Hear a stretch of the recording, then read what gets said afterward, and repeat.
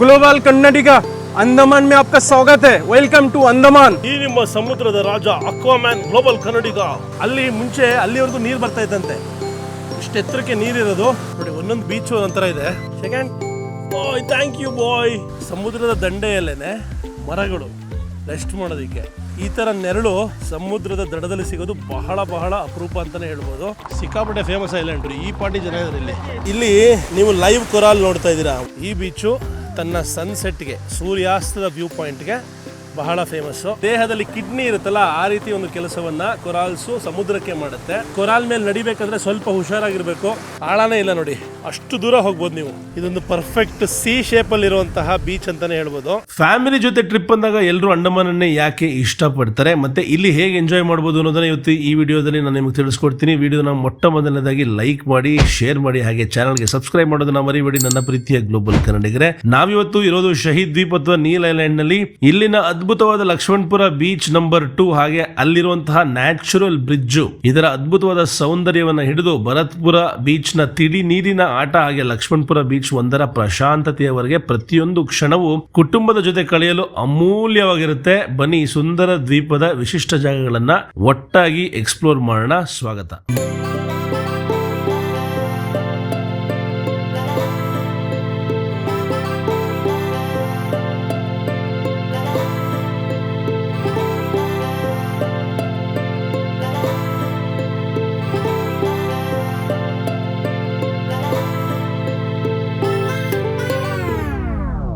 ಶುಭೋದಯ ನನ್ನ ಪ್ರೀತಿಯ ಸ್ನೇಹಿತರೆ, ನಾನು ನಿಮ್ಮ ಗ್ಲೋಬಲ್ ಕನ್ನಡಿಗ ಮಹಾಬಲರಾಮ್. ನಾನಿದ್ದೀನಿ ಸ್ವರಾಜ್ ದ್ವೀಪ್ ಅಥವಾ ಹ್ಯಾವ್ಲಾಕ್ ಐಲ್ಯಾಂಡ್ಸಲ್ಲಿ.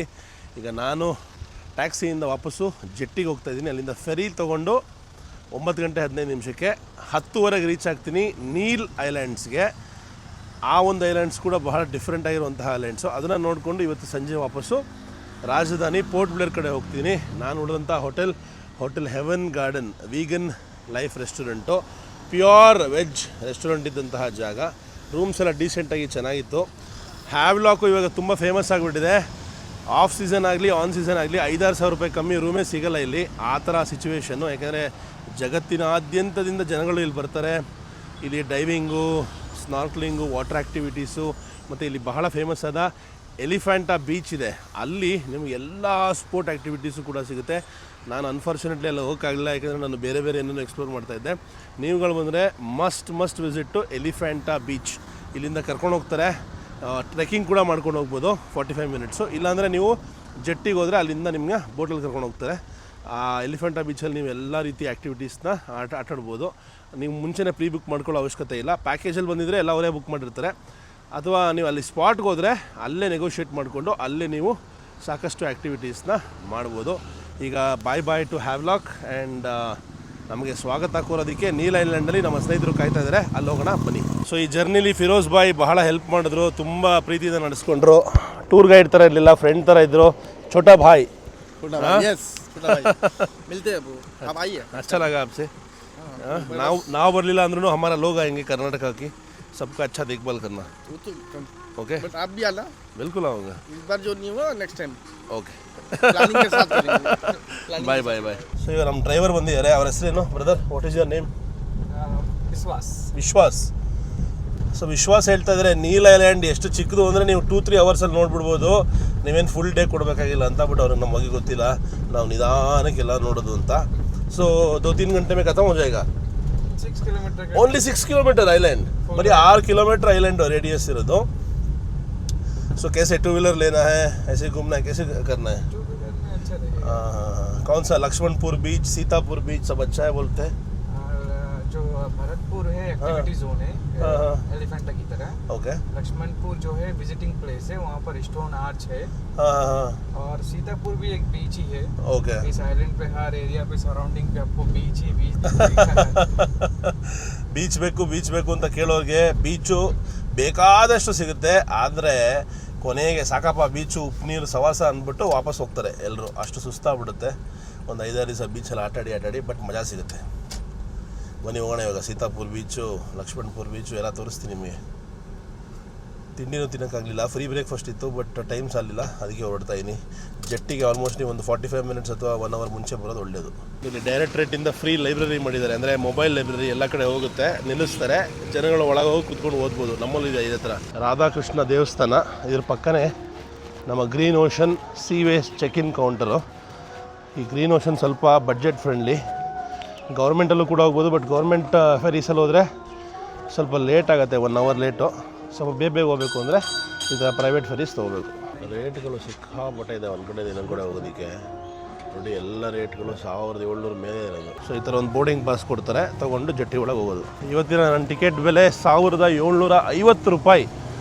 ಅಂದರೆ ಅಷ್ಟು ಸುಲಭ ಇಲ್ಲ ಒಂದು ಕಡೆಯಿಂದ ಇನ್ನೊಂದು ಕಡೆ ಹೋಗೋದು. ಇಲ್ಲಿ ಪ್ರತಿಯೊಂದು ಕಾಸ್ಟ್ಲಿ. ಒಂದೊಂದು ಟಿಕೆಟ್ಗೂ 2,000 ಕೊಡಬೇಕು. ಸಂಜೆ ವಾಪಸ್ ಪೋರ್ಟ್ ಬ್ಲೇರ್ಗೆ ಹೋಗ್ತಾಯಿದ್ದೀನಿ, ಅದಕ್ಕೆ 2,000 ರೂಪಾಯಿ. ಬರೀ ಫೆರಿಗೆ ಇವತ್ತು ಹತ್ತಿರ 3,000 ರೂಪಾಯಿ ಕೊಡಬೇಕು ಒಟ್ಟು ಎಲ್ಲ ಸೇರಿ. ಇದು ಹೊಸ ಟರ್ಮಿನಲ್ ಕಟ್ತಾ ಇರಂತೆ. ಈ ಟರ್ಮಿನಲ್ ಕಟ್ಟಿದ್ರೆ ಇದು ಒಳಗಿಂದ ಬರ್ಬೋದು. ಸದ್ಯಕ್ಕೆ ಇವಾಗ ಹಳೇ ಸ್ಟೈಲಲ್ಲೇ ಟಿಕೆಟ್ ತೊಗೊಂಡು ಈ ಥರ ಗೇಟ್ ಒಳಗೆ ಹೋಗಬೇಕು. ಲಗೇಜ್ಗಳು ತೊಗೊಳ್ಳೋದಕ್ಕೆ ಸಹಾಯ ಆಗುವಂತಹ ಟ್ರಾಲಿಗಳನ್ನ ಕೂಡ ಇಟ್ಟಿದ್ದಾರೆ. ಯಾಕೆಂದರೆ ಇಲ್ಲಿ ಗಾಡಿಗಳು ಬರೋಂಗಿಲ್ಲ, ಇಲ್ಲಿಂದ ನೀವೇ ತಳ್ಕೊಂಡು ಹೋಗ್ಬೇಕು. ನೋಡಿ ಹಿಂಗಿದೆ, 2 ಕಡೆಯೂ ಸಮುದ್ರ, ಮಧ್ಯ ಬ್ರಿಡ್ಜು. ಇಲ್ಲಿ ಎಡಭಾಗದಲ್ಲಿ ಮೀನುಗಳು ಓಡಾಡ್ತಾ ಇರ್ತಂತೆ. ನೀರು ಕ್ರಿಸ್ಟಲ್ ಕ್ಲಿಯರ್ ಇರೋದ್ರಿಂದ ಕಾಣುತ್ತಂತೆ. ಸದ್ಯಕ್ಕೆ ನಮಗೇನು ಕಾಣಿಸ್ತಾ ಇಲ್ಲ. ಇದು ವೆಯ್ಟಿಂಗ್ ಏರಿಯಾಯಿಂದ ಆಚೆ ಹೋದರೆ ಜೆಟ್ಟಿ. ನಮ್ಮ ಜೆಟ್ಟಿಲಿ ನಮ್ಮ ಶಿಪ್ ಬಂದಿದೆ ಇವಾಗ ಅಷ್ಟೇ. ಹೋಗೋಣ ಬನ್ನಿ. ಜಸ್ಟ್ 5 ನಿಮಿಷದಲ್ಲಿ ಹೊರಟೇ ಬಿಡುತ್ತೆ ರೀ. ಹಿಂಗೆ ನಿಲ್ಲಿಸುತ್ತೆ, ಹೊರಟ್ಬಿಡುತ್ತೆ. ಒಂಚೂರು ಲೇಟ್ ಮಾಡಿದ್ರು ಸಿಗೋಲ್ಲ ಬೋಟು. ಅದಕ್ಕೆ ಕರೆಕ್ಟ್ ಟೈಮಿಗೆ ಬಂದು ನಿಂತ್ಕೊಂಬಿಡಿ, ಒಂದು 20 ನಿಮಿಷ ಮುಂಚೆನೇ. ಇಲ್ಲ ತೊಂದರೆ ಆಗೋದು ಗ್ಯಾರಂಟಿ. ಇದು ಪ್ರೈವೇಟ್ ಆಪರೇಟರ್ ಇನ್ನೊಂದು ನಾಟಿಕಾ ಅಂದ್ಬಿಟ್ಟು ಕಂಪನಿ. ಇದು ಚೆನ್ನಾಗಿದೆ ಅಂತೆ, ಇರೋದ್ರಲ್ಲಿ ಸ್ವಲ್ಪ ಲಕ್ಸುರಿಯಸ್ ಆಗಿದೆ ಅಂತೆ. ನೋಡಿ ನೋಡೋಕ್ಕೂ ಚೆನ್ನಾಗಿದೆ. Friendly, fabulous, fast. ಇದು ಲಂಚ್ ಮತ್ತು ಡಿನ್ನರ್ ಕ್ರೂಸು. ರಾತ್ರಿ ಹೊತ್ತು ಸುತ್ತಾಡಿಸ್ಕೊಂಡು ಊಟ ತಿಂಡಿ ಎಲ್ಲ ಕೊಡುತ್ತೆ, ಆ ಥರ ಕ್ರೂಸ್ ಅದು. ಭೂಮಿ ಆಕಾಶದ ಮಿಲನ ಆಗೋ ಜಾಗದವರೆಗೂ ಪಯಣ. ಜನನ ಜೀವನ ಮರಣ ನಡುವೆ ಸುಂದರ ಕಥನ.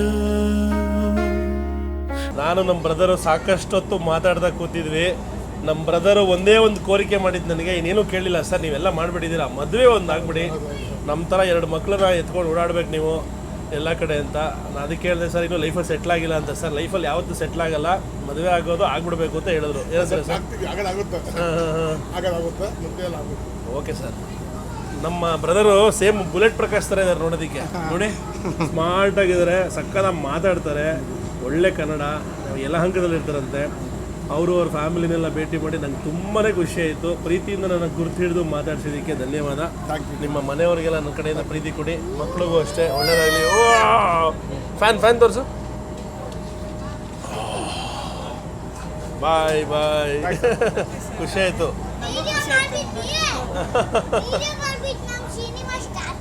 ಡ್ಯಾಡಿನ ತೋರಿಸ್ತೀನಿ ನಾನು ವೀಡಿಯೋಲಿ, ನಿನ್ನೂ ತೋರಿಸ್ತೀನಿ, ನೀನು ಟಿ ವಿಲಿ ಹೋಗಿ ನೋಡ್ತೀಯಾ?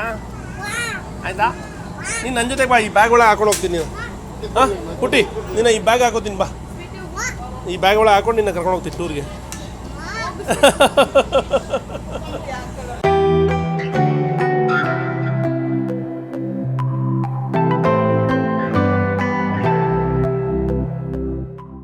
ಬಂದು ತಲುಪಿದ್ದೀವಿ ನೀಲಲ್ಯಾಂಡ್ಗೆ. 1.5 ಗಂಟೆ ಟೈಮ್ ಹೋಗಿದೆ, ಗೊತ್ತಾಗಿಲ್ಲ. ಬ್ರದರ್ ಮಾತಾಡ್ಸ್ಕೊಂಡು ಕೂತಿದ್ರು. ಶಾಹಿ ದ್ವೀಪ್ ಹೆಂಗಿದೆ ನೋಡಿ, ಅಬ್ಬಾ. ನೀರಿನ ಕಲರ್ ಒಂದೊಂದು ಕಡೆ ಒಂದೊಂದು ರೀತಿ ಇದೆ, ಕ್ರಿಸ್ಟಲ್ ಕ್ಲಿಯರ್ ನೀರು. ಈಗಷ್ಟೇ ಶಿಪ್ಪು ಅಥವಾ ಫೆರಿ ಮುಂದೆ ತಲುಪಿದೆ. ಹೋಗಿ ನಮ್ಮವ್ರು ನಡಿಬೇಕು ಇವಾಗ. ನಿಮ್ಮದು ಲಗೇಜ್ ಎಲ್ಲ ಇರುತ್ತಲ್ಲ, ಆದರೆ ಎತ್ಕೊಂಡು ಹೋಗೋದಿಗೆ ಈ ಥರ ಕೂಲಿಗಳಿರ್ತಾರೆ. ಹಿಂದ್ಗಡೆ ಲಗೇಜ್ ಹಾಕ್ಕೊಂಡು ಆಚೆ ಕಡೆ ಅಲ್ಲಿವರೆಗೂ ಬಿಡ್ತಾರೆ. ಅದಕ್ಕೆ ಫಿಕ್ಸ್ ಮಾಡಿದ್ದಾರೆ 200 ರೂಪಾಯಿ. ತುಂಬಾ ಜನ ಇದ್ದಾರೆ ನೀಲ್ ಐಲ್ಯಾಂಡ್ಗೆ ಎಂಟ್ರಿ ಮತ್ತು ಎಕ್ಸಿಟಲ್ಲಿ. ತುಂಬ ಫೇಮಸ್ ಜಾಗ ಇದು. ಐಲ್ಯಾಂಡ್ಗೆ ಪ್ರತಿಯೊಂದು ವಸ್ತು ಕೂಡ, ಅದು ಸಿಮೆಂಟ್ ಆಗ್ಬೋದು, ಏನೇ ಒಂದು ಚಿಕ್ಕ ಪದಾರ್ಥ ಆಗ್ಬೋದು, ಬೋಟಿನ ಮೂಲಕನೇ ಬರಬೇಕು. ಅಲ್ಲಿ ನೋಡ್ತಾ ಇದ್ದೀರಾ, ಕಾರ್ಗೋ ಇಳಿಸ್ತಾ ಇದ್ದಾರೆ. ಮ್ಯಾನ್ಯುವಲ್ ಲೇಬರೇ ಮಾಡಬೇಕು. ಅವರು ಅದನ್ನು ಹೊತ್ಕೊಂಡು ನೀರಿನ ಒಳಗೆ ತೊಗೊಂಡೋಗ್ತಾರೆ. ಎಂತಹ ಸ್ಟ್ರಾಂಗ್ ಹೆಣ್ಣುಮಗು ನೋಡಿ. ಒಂದು ಸೈಡು ಎಂಜಾಯ್ ಮಾಡೋಕ್ಕೆ ಬರ್ತಿರುವಂತಹ ಟೂರಿಸ್ಟು, ಇನ್ನೊಂದು ಸೈಡು ದ್ವೀಪಕ್ಕೆ ಎಲ್ಲ ಫೆಸಿಲಿಟಿಯನ್ನು ಕೊಡೋದಕ್ಕೆ ಸಹಾಯ ಮಾಡ್ತಿರೋ ಕಾರ್ಮಿಕರು. ಎಲ್ಲ ಕಾರ್ಮಿಕರಿಗೂ ಸಲ್ಯೂಟ್. ಅಲ್ಲಿ ನೋಡಿ ಕಾರ್ನ ಕೂಡ ಹಡಗಿನಲ್ಲಿ ಇಟ್ಟು ಸಾಗಣೆ ಮಾಡ್ತಾಯಿದ್ದಾರೆ. ಒಂದು ಐಲ್ಯಾಂಡಿಂದ ಇನ್ನೊಂದು ಐಲ್ಯಾಂಡಿಗೆ ಶಿಫ್ಟ್ ಆಗೋದಕ್ಕೆ ಅಥವಾ ಸ್ವಲ್ಪ ದಿವಸಗಳ ಕಾಲ ಬೇರೆ ಕಡೆ ಹೋದಾಗ ಕಾರ್ನು ಕೂಡ ತೊಗೊಂಡೋಗ್ತಾರೆ ಅನಿಸುತ್ತೆ. ಇಲ್ಲಿಂದ ತೊಗೊಂಡೋಂಥ ಮೂಟೆಗಳನ್ನ ಅಲ್ಲಿ ಅನ್ಲೋಡ್ ಮಾಡ್ತಾಯಿದ್ದಾರೆ. ನಮ್ಮ ಕರ್ನಾಟಕದ ಹೆಮ್ಮೆಯ ವೇ ಟು ವರ್ಲ್ಡ್ ಟ್ರಾವೆಲ್ ಕಂಪನಿಯಿಂದ ಎಲ್ಲ ಅರೇಂಜ್ ಆಗಿದೆ. ಆಚೆ ಕಡೆ ಹೋದರೆ ಬೋರ್ಡನ್ನು ಇಟ್ಕೊಂಡು ನಿಂತಿರ್ತಾರೆ, ನೀವು ಒಂದು ನಿಮಿಷ ಕೂಡ ಕಾಯಬೇಕಾಗಿಲ್ಲ. ಸೀದಾ ಅವ್ರನ್ನ ಮೀಟ್ ಮಾಡ್ಕೊಂಡು ಹೋಗ್ತಾರದೆ ಗಾಡಿ. Thank you sir, thank you so much, thank you so much. ನೋಡಿ ಎಲ್ಲರೂ ಬೋರ್ಡ್ ಇಟ್ಕೊಂಡು ನಿಂತಿದ್ದಾರೆ. ನಮ್ಮ ಹೆಸರು ನೋಡಿಬಿಟ್ಟು ಹೋದರೆ ಅವ್ರು ನಮ್ಮನ್ನು ಹೋಟ್ಲಿಗೆ ಕರ್ಕೊಂಡು ಹೋಗ್ತಾರೆ.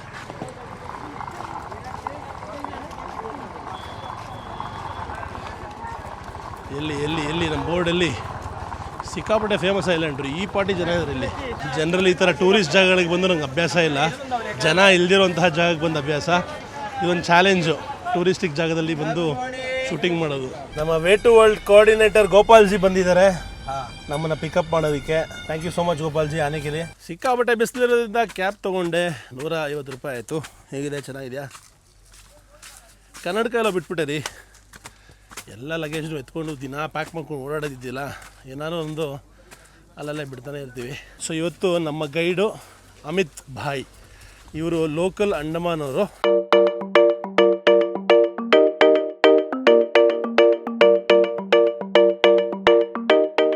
ಸ್ವಾಗತ ಎಲ್ಲರಿಗೂ ಲಕ್ಷ್ಮಣ್ಪುರ್ ಬೀಚ್ಗೆ. ಇದು ಲಕ್ಷ್ಮಣ್ಪುರ್ 2, ಲಕ್ಷ್ಮಣ್ಪುರ್ 1 ಆಮೇಲೆ ತೋರಿಸ್ತೀನಿ.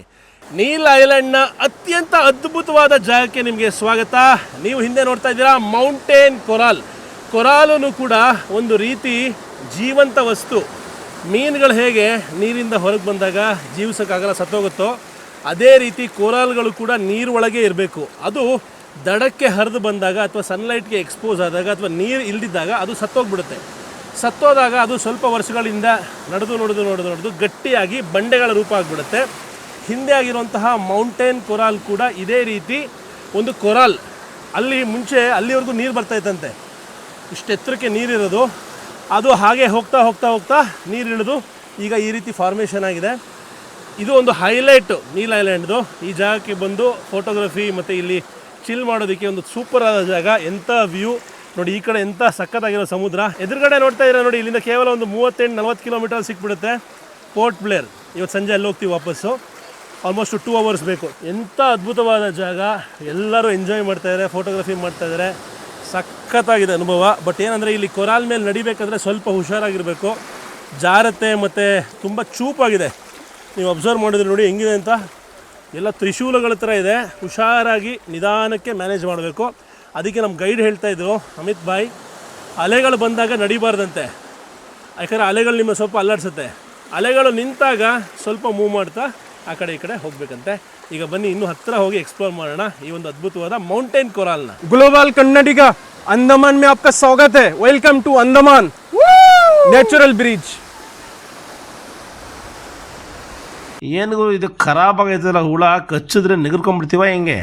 ಖಂಡಿತ ಇಲ್ಲ. ಸಮುದ್ರದ ಜಿಗಣೆಗಳು ವಿಷಕಾರಿನೂ ಅಲ್ಲ, ಹಾನಿಕಾರಕ ದ್ರವ್ಯವನ್ನು ಹೊಂದಿಲ್ಲ. ಅಂದ್ರೆ ಪಾಯ್ಸನಸ್ಸು ಅಲ್ಲ, ವೆನಮಸ್ಸು ಅಲ್ಲ. ಇವು ಬೇಸಿಕಲಿ ಪರೋಪಜೀವಿಗಳು, ಪ್ಯಾರಾಸೈಟ್ಸ್. ಸಮುದ್ರದ ಜಿಗಣೆಗಳು ತಮ್ಮ ಆಹಾರಕ್ಕಾಗಿ ಮೀನು ಅಥವಾ ಸಮುದ್ರದ ಆಮೆಗಳ ರಕ್ತವನ್ನು ಹೀರುತ್ತೆ. ರಕ್ತ ಹೀರುವಾಗ ಇವು ತಮ್ಮ ಲಾಲಾರಸದ ಮೂಲಕ ಕೆಲವು ರಾಸಾಯನಿಕಗಳನ್ನ ಹರಿಬಿಡುತ್ತೆ. ಹೈರುಡಿನ್ ಇದು ರಕ್ತ ಹೆಪ್ಪು ಗಟ್ಟದಂತೆ ತಡೆಯುತ್ತೆ. ಇದರಿಂದ ಜಿಗಣೆಗೆ ಸರಾಗವಾಗಿ ರಕ್ತ ಸಿಗುತ್ತೆ. ಇದು ಕಚ್ಚಿದ ಜಾಗಕ್ಕೆ ಮರಗಟ್ಟುವಿಕೆ ಆಗುತ್ತೆ. ಇದರಿಂದ ಆ ಜೀವಿಗಳಿಗೆ ಜಿಗಣೆ ಕಚ್ಚುತ್ತಾ ಇರೋದು ಗೊತ್ತಾಗೋದೇ ಇಲ್ಲ. ಮನುಷ್ಯರಿಗೇನಾದ್ರು ಅಪಾಯ ಇದೆಯಾ? ಸಾಮಾನ್ಯವಾಗಿ ಸಮುದ್ರದ ಜಿಗಣೆಯಿಂದ ಮನುಷ್ಯರಿಗೆ ದೊಡ್ಡ ಅಪಾಯ ಇಲ್ಲ. ಆದರೆ ಕೆಲವು ವಿಷಯಗಳನ್ನ ಗಮನಿಸಬೇಕು. ರಕ್ತಸ್ರಾವ ಆಗ್ಬೋದು, ಹಾಗೆ ಇನ್ಫೆಕ್ಷನ್. ಜಿಗಣೆ ಬಲವಂತವಾಗಿ ಎಳೆದು ತೆಗೆದಾಗ ಅಥವಾ ಅದು ವಾಂತಿ ಮಾಡಿದಾಗ ಅದರ ಹೊಟ್ಟೆಲಿರೋ ಬ್ಯಾಕ್ಟೀರಿಯಾಗಳು ಮನುಷ್ಯನ ದೇಹ ಸೇರಿ ಸೋಂಕು ಉಂಟಾಗಬಹುದು. ಇದನ್ನ ಮುಟ್ಟೋದ್ರಿಂದ ಅಥವಾ ತಿಂದ್ರೆ ಮನುಷ್ಯರಿಗೆ ವಿಷ ಆಗೋದಿಲ್ಲ. ಇವು ಬೇಟೆಯಾಡಲು ಅಥವಾ ರಕ್ಷಣೆಗಾಗಿ ಯಾವುದೇ ವಿಷವನ್ನ ಇಂಜೆಕ್ಟ್ ಮಾಡೋದಿಲ್ಲ. ಇವು ಕೇವಲ ರಕ್ತದ ಮೇಲೆ ಅವಲಂಬಿತವಾಗಿರುತ್ತೆ. ಇಲ್ಲಿ ನೀವು ಲೈವ್ ಕೊರಾಲ್ ನೋಡ್ತಾ ಇದ್ದೀರಾ. ಒಳಗೆ ಯಾವ್ಯಾವುದು ಕಲರ್ಫುಲ್ ಆಗಿರುತ್ತಲ್ಲ ಅದೆಲ್ಲ ಲೈವ್ ಕೊರಾಲ್ಸು. ಇಲ್ಲಿ ಹನಿಕೂಮ್ ಕೊರಾಲ್, ಅದರ ಆಕಾರ ಮತ್ತು ಅದರ ಕಲರ್ ಮೇಲೆ ಅದಕ್ಕೆ ಹೆಸರು ಕೊಡಲಾಗುತ್ತೆ. ಪಕ್ಕದಲ್ಲಿರೋದು ಜಾಕ್ ಫ್ರೂಟ್ ಕೊರಾಲ್. ಅಲೆಗಳು ಅಪ್ಪಳಿಸಿದಾಗ ಆ ಕ್ಲಾರಿಟಿ ಹೋಗ್ತಾ ಇದೆ, ಒಳಗೆ ನೋಡ್ಬೋದು ನೀವು. ಸೊ ಈ ಕೊರಾಲ್ಗಳ ಕೆಲಸ ಏನಂದರೆ, ದೇಹದಲ್ಲಿ ಕಿಡ್ನಿ ಇರುತ್ತಲ್ಲ ಆ ರೀತಿ ಒಂದು ಕೆಲಸವನ್ನು ಕೊರಾಲ್ಸು ಸಮುದ್ರಕ್ಕೆ ಮಾಡುತ್ತೆ. ಹೇಗೆ ಎಲ್ಲ ಶುದ್ಧೀಕರಣ ಮಾಡುತ್ತೆ, ಆಮ್ಲಜನಕವನ್ನು ಕೊಡುತ್ತೆ, ಇಡೀ ಸಮುದ್ರಕ್ಕೆ ಮತ್ತು ಸಮುದ್ರದ ಜೀವಿಗಳಿಗೆ. ಅಂದರೆ ಇಡೀ ವಾತಾವರಣವನ್ನು ಸಮುದ್ರಗಳನ್ನು ಹೆಲ್ದಿಯಾಗಿ ಇಡೋದ್ರಲ್ಲಿ ಈ ಒಂದು ಕೊರಾಲ್ನ ಮಹತ್ವ ಅಪಾರ. ಇತ್ತೀಚೆಗೆ ಇದರ ಸಾವು ಹೆಚ್ಚಾಗಿ ಆಗ್ತಾ ಇರೋದು ಬಹಳ ಚಿಂತಾಜನಕ. ಯಾಕೆಂದರೆ ಇದ್ರ ಬಗ್ಗೆ ನಾವು ಯೋಚನೆ ಮಾಡಲೇಬೇಕು. ಸಮುದ್ರಗಳು ಹಾಳಾಯಿತು ಅಂದರೆ, ನಮ್ಮ ಬಯೋಡೈವರ್ಸಿಟಿ ಹಾಳಾಯಿತು ಅಂದರೆ ನಾವು ಮನುಷ್ಯರು ಕೂಡ ಹಾಳಾದಂಗೆ ಲೆಕ್ಕ. ಇದನ್ನು ಉಳಿಸ್ಕೊಳ್ಳೋದ್ರಲ್ಲಿ ನಮ್ಮೆಲ್ಲರ ಪಾತ್ರ ಅಪಾರ. ಈ ಚಿಕ್ಕ ವಿಷಯಗಳನ್ನು ಅರ್ಥ ಮಾಡ್ಕೊಳ್ಳೋದಕ್ಕೆ ನಾವು ಪ್ರವಾಸ ಮಾಡಬೇಕು. ಪ್ರವಾಸ ಮಾಡಿದಾಗ ನಮಗೆ ಜಗತ್ತು ಅರ್ಥ ಆಗುತ್ತೆ. ಜಗತ್ತಿನ ಸಮಸ್ಯೆಗಳ ಮೇಲೆ ಗಮನ ಕೊಟ್ಟಾಗಲೇ ನಾವು ಹೌದು ಯಾಕೆ ಒಂದು ಅರ್ಥ ಬೇಕಲ್ವ, ಇಲ್ಲದ್ರೆ ನಮ್ಗೆ ಗೊತ್ತೇ ಇರೋಲ್ಲ ಈ ವಿಷಯಗಳೆಲ್ಲ. ಕೊರಾಲ್ ಅಂದ್ರೇ ಏನು ಅಂತ ಎಷ್ಟೊಂದು ಜನಕ್ಕೆ ಗೊತ್ತಿಲ್ಲ. ಈಗ ನನಗೂ ಅಷ್ಟೇ ಇನ್ನೂ ಡೆಪ್ತಾಗಿ ಅರ್ಥ ಮಾಡ್ಕೊತಾ ಇದ್ದೀನಿ, ಹಾಗೆ ನಿಮಗೂ ತೋರಿಸ್ತಾ ಇರ್ತೀನಿ. ಬನ್ನಿ ಮುಂದಕ್ಕೆ ಹೋಗೋಣ. ಈ ಕೊರಾಲ್ಗಳಲ್ಲಿ ಸಾಕಷ್ಟು ಕ್ರ್ಯಾಬ್ಗಳನ್ನ ನೋಡ್ಬೋದು ನೀವು. ಹಸಿರು ಕ್ರ್ಯಾಬ್ಗಳು ಎಷ್ಟು ಮುದ್ದಾಗಿ ಅದರೊಳಗೆ ಚಿಕ್ಕದಾಗಿ ಗೂಡು ಮಾಡ್ಕೊಂಡಿವೆ ನೋಡಿ. ಇಲ್ಲಿ ಹಸಿರು ಕ್ರ್ಯಾಬು, ಬಿಳಿ ಕ್ರ್ಯಾಬು, ಎಷ್ಟು ಜೀವಿಗಳಿಂದ ತುಂಬಿಕೊಂಡಿದೆ ಈ ಕೊರಾಲ್ ನೋಡಿ. ಒಬ್ಬ ಸತ್ತೋಗಿದೆ ಕೊರಾಲು, ಆದರೆ ಆ ಕೊರಾಲ್ ಒಳಗೆ ಸಾಕಷ್ಟು ಕ್ರ್ಯಾಬ್ಗಳು ಮನೆ ಮಾಡ್ಕೊಂಡಿವೆ. ಹಾಗೆ ಇಲ್ಲಿ ಕಪ್ಪೆಗಳ ಮರಿ ಟ್ಯಾಡ್ ಪೋಲ್ಸ್ ಕೂಡ ಇದೆ. ಅದು ಒಳಗೆ ಬೆಳ್ಕೊಳ್ತಾ ಇದೆ. ನೀರಿಗೆ ಹಾರಕ್ಕೆ ಯಾವಾಗ ಇಷ್ಟ ಆಗುತ್ತೋ ಈ ಕಡೆಯಿಂದ ಆ ಕಡೆ ಪಟಾರತ ಹಾರುತ್ತೆ. ಆವಾಗಿಂದ ನೋಡ್ತಾ ಇದ್ದೀವಿ ಎಲ್ಲ ಟ್ಯಾಡ್ ಪೋಲ್ಗಳು ಅಲೆಗಳು ಬಂದಾಗ ಅದ್ರ ಜೊತೆಗೆ ಹರ್ಕೊಂಡು ಸಮುದ್ರಕ್ಕೆ ಹೋಗ್ತಾ ಇದೆ. लिविंग कोरल है वो वाला जी जी, ಅದು ಬದುಕಿರುವಂತಹ ಕೊರಾಲ್ ಅಂತ. कोरल का जो लूक है, शेप है, पैटर्न है, देखिए एकदम दिमाग जैसा है. मुझे कैसा दिमाग जैसा, ब्रेन. हाँ इस कोरल का नाम है ब्रेन कोरल. ಬ್ರೈನ್ ಕೊರಾಲ್. ಮನುಷ್ಯನ ಮೆದುಳಿನ ರೀತಿಯಲ್ಲಿರುವಂತಹ ಕೊರಾಲ್ ಅದು. ಅದಕ್ಕೆ ಅದನ್ನು ಬ್ರೈನ್ ಕೊರಾಲ್ ಅಂತ ಹೇಳ್ತಾರಂತೆ.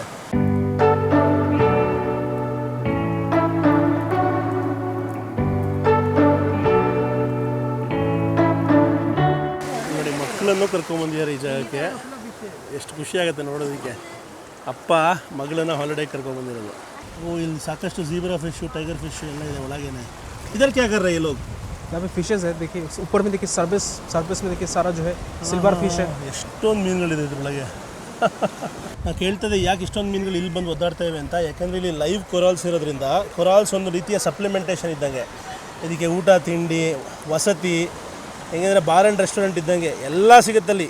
ಒಳಗೆ ಹೋದರೆ ಫುಲ್ಲು ಆರಾಮಾಗಿ ಮಜಾ ಮಾಡಿಕೊಂಡು, ಲಾಡ್ಜಿಂಗ್ ಮಾಡಿಕೊಂಡು, ಊಟ ತಿಂಡಿ ಮಾಡಿಕೊಂಡು, ಅದಾದಮೇಲೆ ಬೇಕಾದ ಸ್ವಿಮ್ಮಿಂಗ್ ಹೋಗ್ಬಿಟ್ಟು ವಾಪಸ್ಸು ಕೊರಾಲ್ ಹತ್ರ ಬಂದು ಆಟ ಆಡಿಕೊಂಡು ಉಳ್ಕೊಂಡು ಇರ್ತವೆ. ಏನು ನೋಡ್ತಾ ಇದ್ದೀರಾ, ಇದು ಟೈಗರ್ ಕೊರಾಲ್ ಅಂದ್ಬಿಟ್ಟು 7 ವರ್ಷಕ್ಕೆ 1 ಇಂಚು ಬೆಳೆಯುವಂತಹ ಕೊರಾಲು. ವಿಶ್ವದ ಅತ್ಯಂತ ಗಟ್ಟಿಯಾದ ಕೊರಾಲ್ಗಳಲ್ಲಿ ಇದು ಒಂದು. ಸೊ ಬಹಳ ಅಪರೂಪವಾದ ದರ್ಶನ ನಿಮ್ಗೆ ಆಗ್ತಾ ಇರೋದು ನೋಡಿ. ಟೈಗರ್ ಥರನೇ ಅದರ ಮೇಲೆ ಟೈಗರ್ ಸ್ಕಿನ್ ಮೇಲೆ ಇರುತ್ತಲ್ಲ, ಅದೇ ರೀತಿಯ ಪ್ಯಾಚಸ್ಸು ಈ ಒಂದು ಕೊರಾಲ್ನಲ್ಲೂ ಕೂಡ ನೀವು ನೋಡ್ಬೋದು.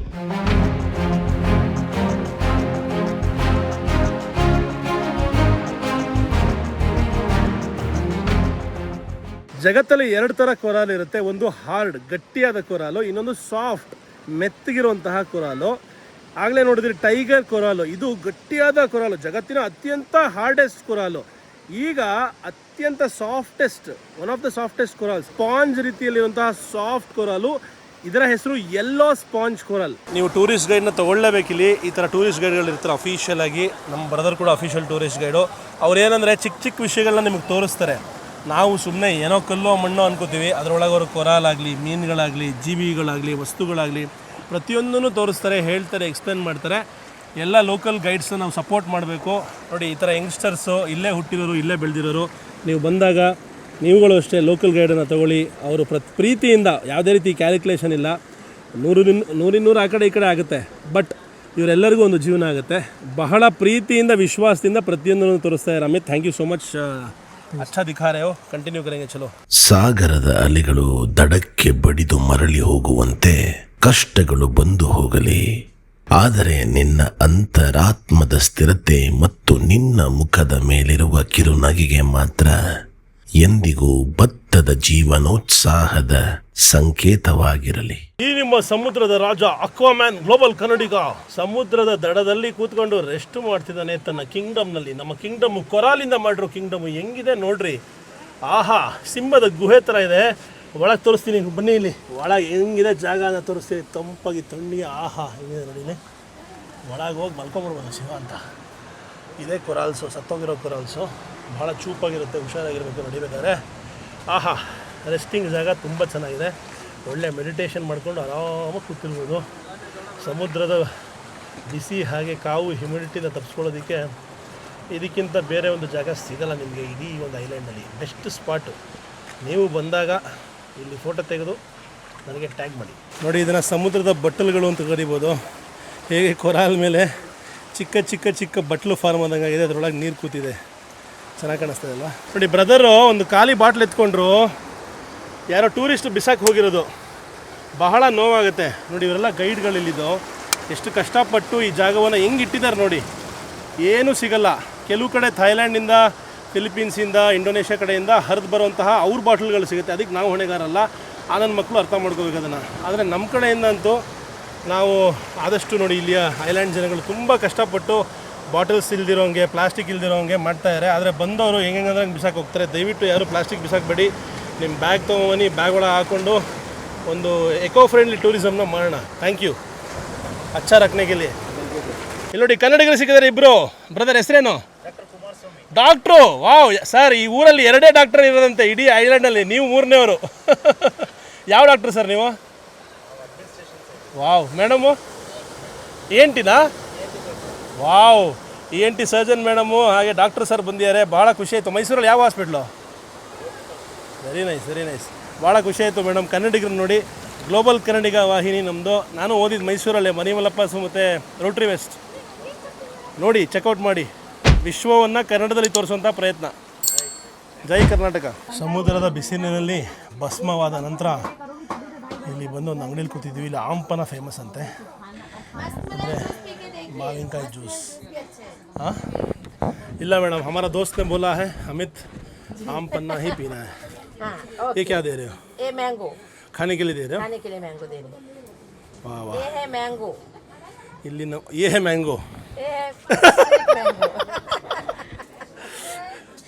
मस्कमेलन जूस भी बहुत अच्छा ड्रिंक है, बहुत अच्छा. फ्रेश मैंगो जूस भी है, आम पन्ना भी है. ಆಮ್ ಪನ್ನ ಟೆಂಡ ಬನಾವ್ ದೋ. ಮಾವಿನ ಹಣ್ಣು ಮೇಲೆ ಉಪ್ಪು ಖಾರ ಮಸಾಲೆ ಹಾಕಿ ಕೊಡ್ತಾ ಇದ್ದೀರಾ. ಕೈಗೆ ಬಂತು ಆಮ್ ಪನ್ನ. 1ಗೆ 60 ರೂಪಾಯಿ ತಗೋತಾ ಇದ್ದಾರೆ, ಚಿಕ್ಕ ಗ್ಲಾಸು. ಅದಕ್ಕೆ ಮೇಡಮ್ ಹೇಳಿದೆ, ಇದು ನಮ್ಮ ಉಗುರಿಗೂ ಸಾಲಲ್ಲ ಮೇಡಮ್ ಅಂತ. ಇಲ್ಲಿ ಜ್ಯೂಸ್ ಮಾರೋ ಆಂಟಿ ಇದ್ದಾರೆ, ಅವರು ಕನ್ನಡ ಮಾತಾಡ್ತಾರೆ. ಮೇಡಮ್, ಕನ್ನಡ ಆಪ್ಕೋ कैसे मालूम ये बोलो. आप जैसे टूरिस्ट से ಸ್ವಲ್ಪ ಸ್ವಲ್ಪ सीख लिए सर. ಹೇಳಿ, ಏನೇನು ಬರುತ್ತೆ ಹೇಳಿ, ಕನ್ನಡದಲ್ಲಿ ಮಾತಾಡಿ. ಕನ್ನಡ ಸ್ವಲ್ಪ ಸ್ವಲ್ಪ ಸರ್. ಓನ್ಲಿ ಫ್ರೂಟ್ಸ್ ನೇಮ್: ಸೌತೆಕಾಯಿ, ಸೀಬೆಕಾಯಿ, ಮಾವಿನಕಾಯಿ, ನಿಂಬೆಹಣ್ಣು ಜ್ಯೂಸ್, ನಿಂಬೆಹಣ್ಣು ಸೋಡಾ, ಮಾವಿನ ಹಣ್ಣು ಜ್ಯೂಸ್, ಮಾವಿನಕಾಯಿ ಜ್ಯೂಸ್. ಅಬ್ಬ ನೋಡ್ರಿ, ಎಷ್ಟೋ ವರ್ಷಗಳು, 20-30 ವರ್ಷ ಬೆಂಗಳೂರಲ್ಲಿದ್ದರು, ಕರ್ನಾಟಕದಲ್ಲಿದ್ದರು, ಕನ್ನಡ ಕಲಿಯಲ್ಲ. ದೂರದ ಅಂಡಮಾನಲ್ಲಿ ಕನ್ನಡ ಕಲಿತು ಮಾತಾಡ್ತಿರುವಂತಹ ಮೇಡಮ್. ನಿಮ್ಮ ಹೆಸರೇನು ಮೇಡಮ್? एक अंडमान के ही है सर. ನಿಮ್ಮ ಹೆಸರೇನು ಮೀನ್ಸ್ ನಾಮ್ ಕ್ಯಾ? श्रावंती दास. ಹಾಂ, श्रावंती दास. ಶ್ರಾವಂತಿ ದಾಸ್ ಮೇಡಮ್ ಹೆಸರು. ನಿಮ್ಮ ಬಾಯಲ್ಲಿ ಕನ್ನಡ ಕೇಳಿ ನಮ್ಮ ಜೀವನ ಪಾವನ ಆಯಿತು. ಧನ್ಯವಾದ ಮೇಡಮ್, ಧನ್ಯವಾದ. ಭಾಳ ಖುಷಿ ಆಯಿತು. रिटर्न बन्नी सर. ನೋಡಿ, ರಿಟರ್ನ್ ಬನ್ನಿ ಅಂತೆ ಮೇಡಮ್. ಇವನು ನನಗೆ ಬಿಸ್ಕೆಟ್ ಹಾಕ್ದೇನೆ ಎಲ್ಲೂ ಹೋಗಂಗಿಲ್ಲ ಅಂತ ಹೇಳ್ತಾನೆ. ಏನೋ ಸೆಕೆಂಡ್ ಕೊಡ್ತೀಯಾ? ಹಾಂ, ಸೆಕೆಂಡ್. Thank you bye. ಏಟ್ ಮಾಡ್ಕೊಂಡಿದ್ದಾನೆ ಪಾಪ, ಹುಷಾರಿಲ್ಲ, ವಯಸ್ಸಾಗಿದೆ. ಏನು ಬಿಸ್ಕೆಟ್ ಬೇಕಾ ನಿನಗೆ? ಚಿಕ್ಕ ಡಾಗ್ ಥರ ಇದೆ ನೀವು ನೋಡೋದಕ್ಕೆ. ಎಷ್ಟು ಮುದ್ದ ಇದೆ ನೋಡಿ. ಎಲ್ಲರಿಗೂ ಸೆಕೆಂಡ್ ಕೊಡ್ತಾನೆ ನೋಡಿ. ಒಂದು ವಾಟರ್ ಬಾಟ್ಲು 3 ಆಂಪನ್ನ 300 ರೂಪಾಯಿ ಆಯಿತು. ಇಲ್ಲಿ ಪ್ರತಿಯೊಂದು ಎಕ್ಸ್ಪೆನ್ಸಿವು ತುಂಬಾ. ಆಮೇಲೆ ಕ್ಯಾಶ್ ತೊಗೊಂಬನ್ನಿ, ಯಾಕೆಂದರೆ ಸುಮಾರು ಕಡೆ ನಿಮಗೆ UPI ವರ್ಕ್ ಆಗೋಲ್ಲ. ಫಸ್ಟ್ ಆಫ್ ಆಲು ಇಷ್ಟು ದೂರದ ಐಲ್ಯಾಂಡ್ಸಲ್ಲೂ UPI ಇಂಟರ್ನೆಟ್ ಸಿಕ್ಕಿರೋದೇ ಅಪರೂಪ. ಬಟ್ ಈ ಐಲ್ಯಾಂಡ್, ನೀಲ್ ಐಲ್ಯಾಂಡಲ್ಲಿ ಸ್ವಲ್ಪ ಸಮಸ್ಯೆ ಇದೆ ಇಂಟರ್ನೆಟ್ದು. ಸೊ ನೀವು ಮಿಸ್ ಮಾಡದೆ ಒಂದಿಷ್ಟು 1,000-2,000 ಕ್ಯಾಶ್ ಇಟ್ಕೊಂಡಿರಿ ಎಮರ್ಜೆನ್ಸೀಸ್ಗೆ. ಆಚೆ ಬಂದರೆ ನಿಮ್ಗೆ ಈ ಥರ ಬೇಕಾದಷ್ಟು ಶಂಕದ ಅಂಗಡಿ, ಕಪ್ಪೆ ಚಿಪ್ ಅಂಗಡಿ ಎಲ್ಲ ಸಿಗುತ್ತೆ. ಇದೆಲ್ಲ ನೀವು ಮನೆಗೆ ತೊಗೊಂಡು ಹೋಗ್ಬೋದು. ಕೆಲವು ಆರ್ಟಿಫಿಷಿಯಲು ಇಟ್ಟಿದ್ದಾರೆ, ನ್ಯಾಚುರಲ್ಲು ಇಟ್ಟಿದ್ದಾರೆ. ಹುಷಾರಾಗಿ ನೋಡ್ಕೊಂಡು ತೊಗೊಳ್ಳಿ. ಆಮೇಲೆ ರಿಸಿಪ್ಟ್ ತೊಗೊಂಡು ಹೋಗೋದನ್ನು ಮರಿಬೇಡಿ, ಇಲ್ಲಾಂದರೆ ಏರ್ಪೋರ್ಟಲ್ಲಿ ನಿಮ್ಮನ್ನ ಬಿಡಲ್ಲ, ಸೀಸ್ ಮಾಡ್ತಾರೆ. ನಮ್ಮ ಬ್ರದರ್ ತುಂಬ ಚೆನ್ನಾಗಿ ತೋರಿಸ್ತರು ಅಮಿತ್. ನೋಡಿ, ಅವ್ರು ನೋಡೋದಕ್ಕೆ ಸ್ವಲ್ಪ ಇಂಡೋನೇಷ್ಯನ್ ಥರ ಕಾಣಿಸ್ತಾರೆ. ಅಂದರೆ ಈ ಕಡೆ ಊರುಗಳಲ್ಲೆಲ್ಲ ಇಂಡೋನೇಷ್ಯಾ ಹತ್ತಿರ ಇರೋದ್ರಿಂದ ಇಲ್ಲಿ ಸ್ವಲ್ಪ ಆ ಥರ ಫೀಚರ್ಸ್ ಇರುತ್ತೆ. Thank you so much my brother. Take care and I will see you again. अगर कन्नडिगा लोग कोई आए तो अच्छा देखना ज़रूर सर. ओके, नमस्ते, टेक केयर. ಮಧ್ಯಾಹ್ನ ಊಟಕ್ಕೆ ಬಂದಿದ್ದೀನಿ. ನಮ್ಮ ಹುಡುಗ, आपका नाम क्या है? ಸುಜಿತ್. ಮೀನು ತೊಗೊಂಬಂದಿದ್ದಾರೆ. ಈ 3 ಮೀನಲ್ಲಿ ಯಾವ್ದು ತಿನ್ನಿ ಸರ್, ಸೂಪರ್ ಆಗಿರುತ್ತೆ ಅಂತ. आपने कौन सा रिकमेंड किया? सबसे बढ़िया होगा यहाँ वाला अंडमान का इसका नाम है रेड मिटकी. ये सी बेटकी बोलते हैं. इसका ओरिजिनल नेम है चंदोना. चंदोना. सी पॉम्फ्रेट. ಈ ಸಿ ಪಾಂಪ್ರೆಟ್. ಸೊ ಕೌನ್ ಸಾ ಖಾನಾ है मुझे? ಓಕೆ, ದೇ ಊಟಕ್ಕೆ ಫಿಶ್ ಆರ್ಡ್ರ್ ಮಾಡಿದ್ದೆ, ಬಂದಿದೆ. ಅವ್ರು ಹೇಳಿದ ಪ್ರಕಾರ 800 ರೂಪಾಯಿ ಈ ಫಿಶ್ಗೆ. ಬಟ್ ನಾನು ಡಿಸ್ಕೌಂಟ್ ಕೊಡಿ ಅಂತ ಹೇಳಿದ್ದೀನಿ. ಬಟ್ ಏನಂದರೆ ಇಲ್ಲಿ ಪ್ರತಿಯೊಂದೂ ಊಟ ತಿಂಡಿಯ ವಿಚಾರಕ್ಕೆ ಬಂದರೆ ತುಂಬಾ ಎಕ್ಸ್ಪೆನ್ಸಿವು.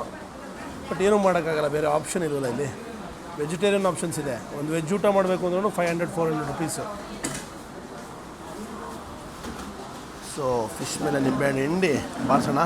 ಇದಾದಮೇಲೆ ಇನ್ನೊಂದು ಒಳ್ಳೆ ಲೊಕೇಶನ್ ಇದೆ ಇಲ್ಲೇ ಮುಂದೆ, ಅದನ್ನು ತೋರಿಸ್ಬಿಟ್ಟು ಜೆಟ್ಟಿ ಕಡೆ ಹೋಗ್ತೀನಿ.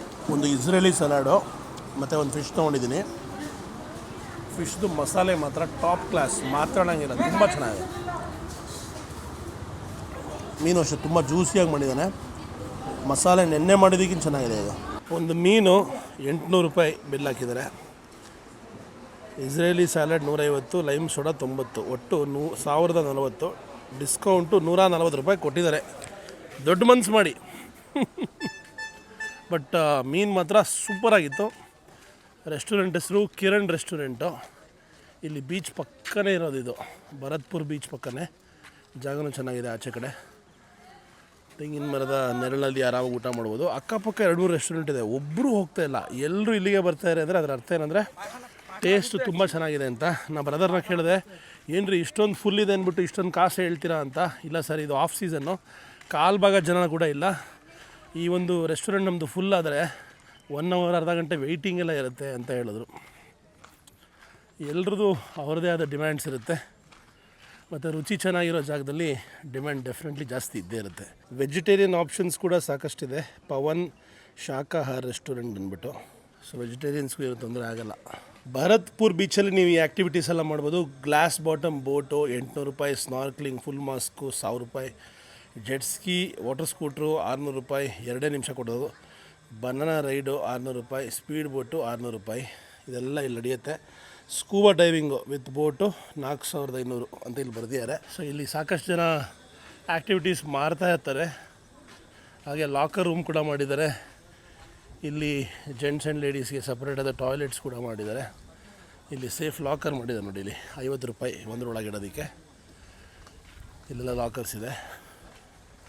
ಫೆಸಿಲಿಟೀಸು ಟೂರಿಸ್ಟ್ಗೆ ಐಡಿಯಲ್ ಆಗಿದೆ. ಬೀಚನ್ನು ದಯವಿಟ್ಟು ಡಸ್ಟ್ಬಿನ್ ಮಾಡ್ಕೋಬೇಡಿ ಅಂತ ಹೇಳ್ತಾ ಇರುವಂತಹ ಒಂದು ಬಹಳ ಉತ್ತಮವಾದ ಪೋಸ್ಟ್ ಇದು.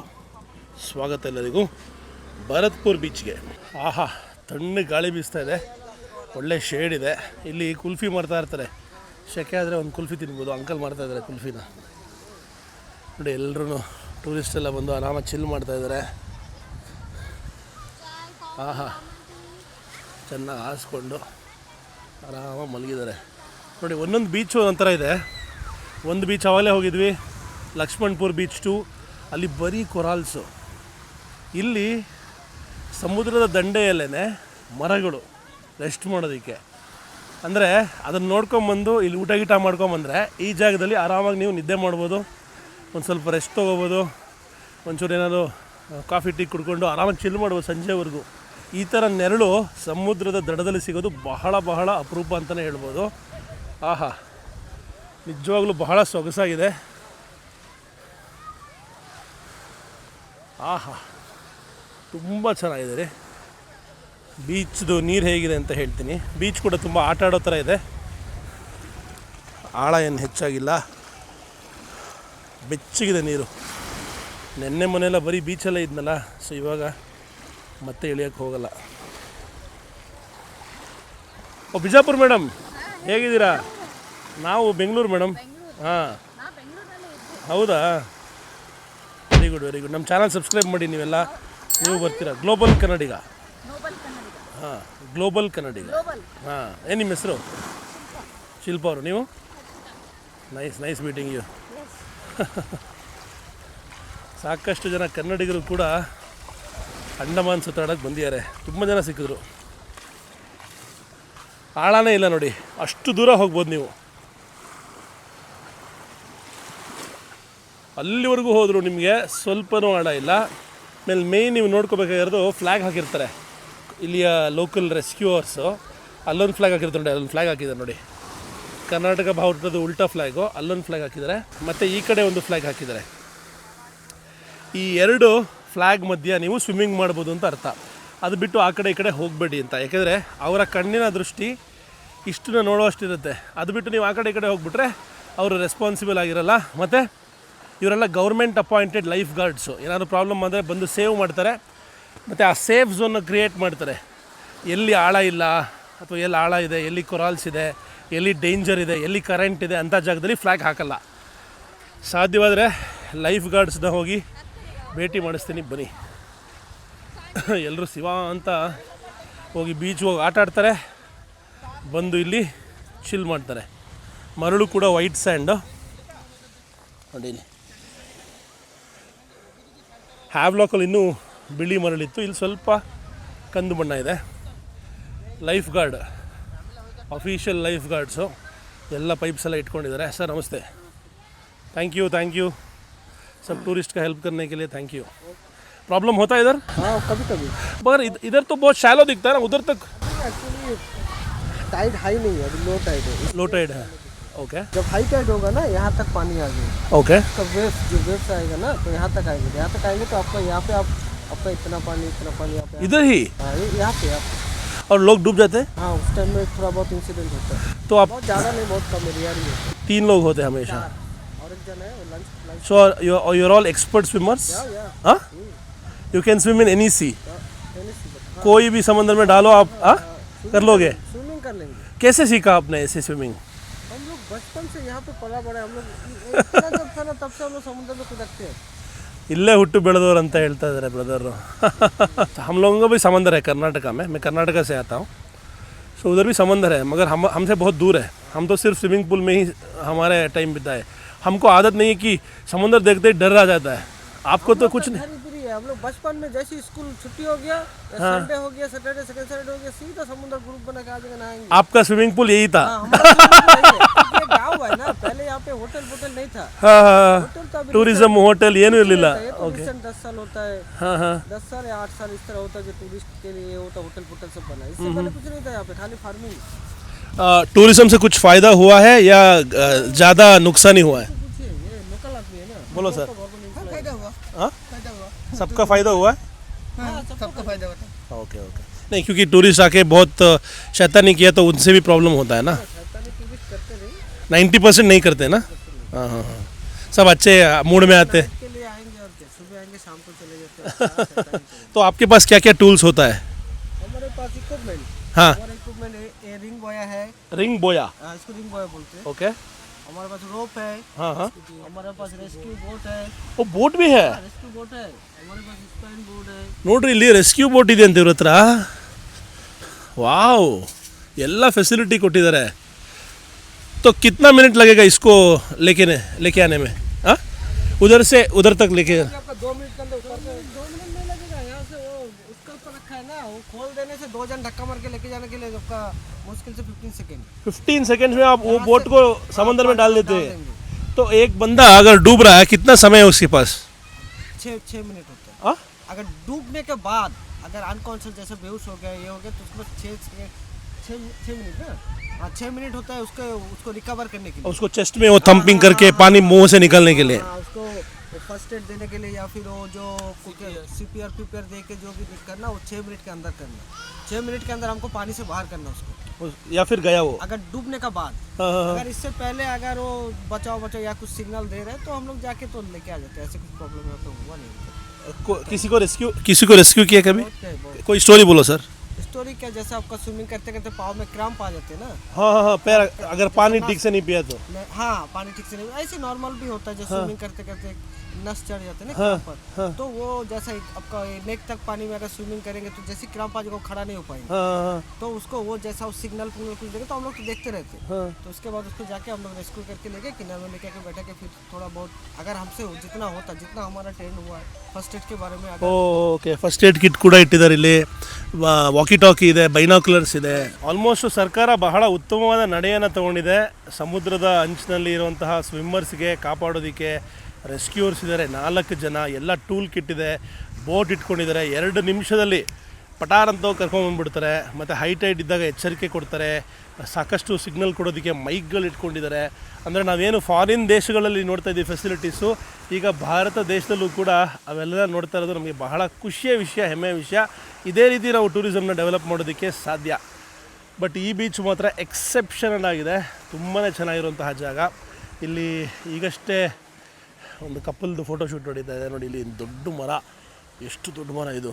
ಈ ಮರ ಬಿದ್ದಿರೋದು ನೋಡಿ ಎಷ್ಟು ಇದೆ ಅಂತ. ಮರ ಅಲ್ಲಿಂದ ಇಲ್ಲಿವರೆಗೂ ಇದೆ. ಇಲ್ಲಿ ಒಂದು ಜೋಕಾಲಿ ಕಟ್ಬಿಟ್ಟು ಫೋಟೋಶೂಟ್ ಮಾಡ್ತಾಯಿದ್ದಾರೆ. ಫೋಟೋಶೂಟ್ ಮಾಡಿಸ್ಕೊಳ್ಳೋದಕ್ಕೆ ತುಂಬಾ ಅದ್ಭುತವಾದ ಜಾಗ ಅಂತ ಕರಿಬೋದು. ಒಂದೊಂದು ಬೀಚಲ್ಲಿ ಒಂದೊಂದು ಲುಕ್ ಇದೆ. ಬಟ್ ನಂಗೆ ಈ ಬೀಚು ಎಲ್ಲದಕ್ಕಿಂತ ಕ್ಯೂಟ್ ಅನ್ನಿಸ್ತು. ಯಾಕೆಂದರೆ ಇಲ್ಲಿರುವಂತಹ ಶೇಡಿಗೆ. ಇಲ್ಲೂ ಯಾರೋ ಪಾನ್ ಬೀಡ ಬಾಕ್ಸ್ ಬಿಸಾಕಿ ಹೋಗಿದ್ದಾರೆ. ತಂಬಾಕು ಯಾರಿಗೂ ಒಳ್ಳೆಯದಲ್ಲ, ಬರೀ ಯುವಕರಿಗಲ್ಲ. ಯಾರೂ ಕೂಡ ತಂಬಾಕಿನ ಬಳಕೆಯನ್ನು ಮಾಡಬೇಡಿ. ತೊಗೊಂಡು ಬಿಸಾಕೋಣ ಡಸ್ಟ್ಬಿನ್ಗೆ. ಅಟ್ಲೀಸ್ಟ್ ನಮ್ಮ ಕಣ್ಣಿಗೆ ಬಿದ್ದಿದ್ದು ನಮ್ಮ ಕೈಗೆ ಸಿಕ್ಕಿದ್ದಾದರೂ ನಾವು ಸರಿ ಮಾಡೋಣ. ಇಲ್ಲಿ ನೋಡಿ, ಇಲ್ಲಿ ನಾಯಿ ಶಿವ ಅಂತ ಹೆಂಗೆ ಮಲ್ಕೊಂಡಿದೆ ಅಂತ. ಎಲ್ಲ ಕಡೆ ಡಸ್ಟ್ಬಿನ್ ಇಟ್ಟಿದ್ದಾರೆ. ಆರಾಮಾಗಿ ಪ್ರತಿಯೊಂದೂ ಕೂಡ ಡಸ್ಟ್ಬಿನ್ಗೆ ಹಾಕ್ಬೋದು. ಚಿಕ್ಕ ಎಫರ್ಟು ನೋಡಿ. ಬಂದಂತಹ ಟೂರಿಸ್ಟ್ಗಳು ಅಲ್ಲಲ್ಲೇ ಬಿಸಾಕಿ ಹೋಗಿದ್ದಾರೆ. ಬಾಟ್ಲು, ಕವರು, ಪ್ಯಾಕೆಟು, ಚಿಪ್ಸ್ದು ತಿನ್ನೋಕ್ಕೆ ಗೊತ್ತು, ಆದರೆ ಅದನ್ನು ಸರಿಯಾಗಿ ಬಿಸಾಕೋಕ್ಕೆ ಗೊತ್ತಿಲ್ಲ ಅಂದರೆ ತಪ್ಪಾಗುತ್ತೆ. ನಮ್ಮ ಬ್ರದರ್ ನೋಡಿ ಆಂಧ್ರ ಸ್ಟೈಲ್ ರೆಸ್ಟೋರೆಂಟ್ ಮಾಡಿದಾರಂತೆ. ಬನ್ನಿ ಊಟಕ್ಕೆ ಅಂತ ಕರೆದ್ರು. ಊಟ ಆಗೋಯ್ತು ಅಂತ ಹೇಳಿದೆ. ಇಲ್ಲಿ ಅಂಡಮಾನಲ್ಲಿ ನಿಮಗೆ ಎಲ್ಲ ರೀತಿ ರೆಸ್ಟೋರೆಂಟ್ ಸಿಗುತ್ತೆ. ಮೀನು ಊಟ, ಇಲ್ಲಿಯ ಲೋಕಲ್ ಅಂಡಮಾನ್ ಊಟ, ಬೆಂಗಾಲಿ ಊಟ, ಆಂಧ್ರ ಊಟ, ತಮಿಳ್ನಾಡು ಊಟ, dosa, idli, everything is available. So बागुनारा लाइफ बागुंदा, नो प्रॉब्लम. ओके, रेस्टोरेंट का नाम क्या है आपका? आंध्रा रेस्टोरेंट. अच्छा हो आपका. ओके, अगले बार आएंगे. Bye bro, take care. Changing ರೂಮ್ಸ್ನ ಕೂಡ ಮಾಡಿದ್ದಾರೆ. 30 ರಿಂದ 50 ರೂಪಾಯಿ ತೊಗೋತಾರಂತೆ. ನೀವು ಶವರ್ ಗಿವರೆಲ್ಲ ಮಾಡಿಬಿಟ್ಟು ಆಮೇಲೆ ರೆಡಿಯಾಗಿ ಮತ್ತೆ ಆಚೆ ಬರ್ಬೋದು. ಯಾಕೆಂದರೆ ಮರಳಲ್ಲೆಲ್ಲ ಆಟಾಡಿದ್ಮೇಲೆ, ಉಪ್ಪು ನೀರೆಲ್ಲ ಆಟಾಡಿದ್ಮೇಲೆ ಸ್ನಾನ ಮಾಡಲೇಬೇಕು. ಇಲ್ಲಾಂದರೆ ಅಂಟುತ್ತೆ. ಮತ್ತು ಆ ಮರಳು ನೀರಲ್ಲಿದ್ದಾಗ ಮಾತ್ರ ಚೆನ್ನಾಗಿ ಅನಿಸುತ್ತೆ. ಆಚೆ ಬಂದಮೇಲೆ ಇರಿಟೇಷನ್ ಆಗುತ್ತೆ. ಆ ಇರಿಟೇಷನ್ಗಳನ್ನ ದೂರ ಮಾಡ್ಕೊಳ್ಳೋದಕ್ಕೆ ಚೇಂಜ್ ರೂಮ್ಸು, ಟಾಯ್ಲೆಟ್ಸು ಪ್ರತಿಯೊಂದು ಮಾಡಿದ್ದಾರೆ. ಈಗ ಲಕ್ಷ್ಮಣ್ಪುರ್ 1 ಈ ಬೀಚಿಗೆ ಬಂದಿದ್ದೀವಿ. ಬೀಚ್ಗಳ ಹೆಸರು ಕೂಡ ಸಖತ್ ಮುದ್ದಾಗಿಟ್ಟಿದ್ದಾರೆ. ಈ ಬೀಚು ತನ್ನ ಸನ್ಸೆಟ್ಗೆ, ಸೂರ್ಯಾಸ್ತದ ವ್ಯೂ ಪಾಯಿಂಟ್ಗೆ ಬಹಳ ಫೇಮಸ್ಸು. ಆದರೆ ನಾನು ಇವತ್ತಿನ ಸೂರ್ಯಾಸ್ತವನ್ನು ಇಲ್ಲಿ ನೋಡುವಂತಹ ಭಾಗ್ಯ ಪಡ್ಕೊಂಡು ಬಂದಿಲ್ಲ. ಯಾಕೆಂದರೆ ನಾವು ಹೋಗಬೇಕು ವಾಪಸ್ಸು ಪೋರ್ಟ್ ಬ್ಲೇರ್ಗೆ. ಇನ್ನೂ ಸಾಕಷ್ಟು ವಿಷಯಗಳನ್ನ ತೋರಿಸೋದಿದೆ. ಇದು ಇಲ್ಲಿನ ನಜಾರ. ಚೆನ್ನಾಗಿದೆ, ಬೀಚ್ ಚೆನ್ನಾಗಿದೆ. ಪ್ಯೂರ್ ವೈಟ್ ಸ್ಯಾಂಡ್ ಬೀಚ್ ಇದು. ನಿಜವಾಗ್ಲೂ ಸಖತ್ತಾಗಿರುವಂತಹ ಮರಳು ನೋಡಿ. ಇದು ನಿಜವಾದ ವೈಟ್ ಸ್ಯಾಂಡ್ ಅಂದರೆ ಇದೆ. ತಿಳಿಯಾದ ಮರಳು. ಈ ಕಡೆಯಿಂದ ವಾಕ್ ಮಾಡಿಕೊಂಡು ಒಂದು 10 ನಿಮಿಷ ಆ ಕಡೆ ಹೋಗಿ ಇಲ್ಲಿಂದ ಹೊರಡ್ತೀನಿ ಜೆಟ್ಟಿ ಕಡೆಗೆ. ನೀಲ್ ಐಲ್ಯಾಂಡ್ನ ಪ್ರಯಾಣ ಇಲ್ಲಿಗೆ ಮುಗಿಯಲಿದೆ. ಸಾಕು, ನಿಮಗೆ ಒಂದು ದಿವಸ ಪ್ಲ್ಯಾನ್ ಮಾಡ್ಕೊಂಬರ್ಬೋದು. ಆದರೆ ನೀವು ರಿಲ್ಯಾಕ್ಸ್ ಮಾಡಬೇಕು, ಸ್ಕೂಬಾ ಡೈವಿಂಗ್ ಮಾಡಬೇಕು, ಚಿಲ್ ಮಾಡಬೇಕು ಅಂತ ಇದ್ದರೆ ಇನ್ನೊಂದು ಎಕ್ಸ್ಟ್ರಾ ದಿವಸ. ಮ್ಯಾಕ್ಸಿಮಮ್ ನೀಲ್ ಐಲ್ಯಾಂಡ್ಗೆ 2 ದಿವಸ ಸಾಕು.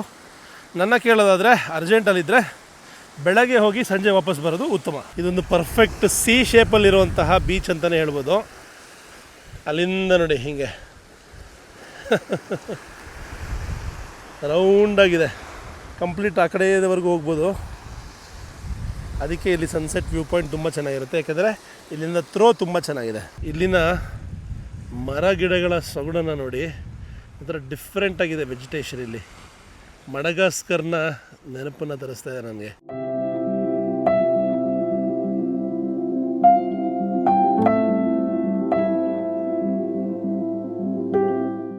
ಸ್ವಿಮ್ಮಿಂಗಿಗೆ ಅಷ್ಟು ಯೋಗ್ಯವಾದಂತಹ ಜಾಗ ಅಲ್ಲ ಅಂತ ಭಾವಿಸ್ತೀನಿ.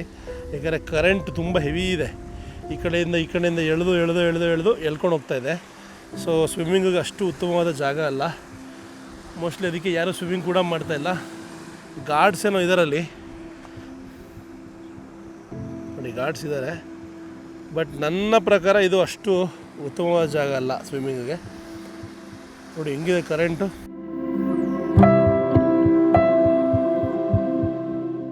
ಲೈಫ್ ಗಾರ್ಡನ್ನು ಮಾತಾಡ್ಸೋಣ. ಇಲ್ಲಿ ಸ್ವಿಮ್ಮಿಂಗ್ ಮಾಡ್ಬೋದಾ ಮಾಡಬಾರ್ದಾ ಅನ್ನೋ ಕ್ಲಾರಿಟಿ, ಅಥವಾ ನಾವು ಮಾಡಿದಂತಹ ಗೆಸ್ಸು ತಪ್ಪಾ ಸರಿನಾ ಕೇಳೋಣ. ಸರ್ ನಮಸ್ಕಾರ. सर ये बीच में स्विमिंग करना अच्छा नहीं है ना?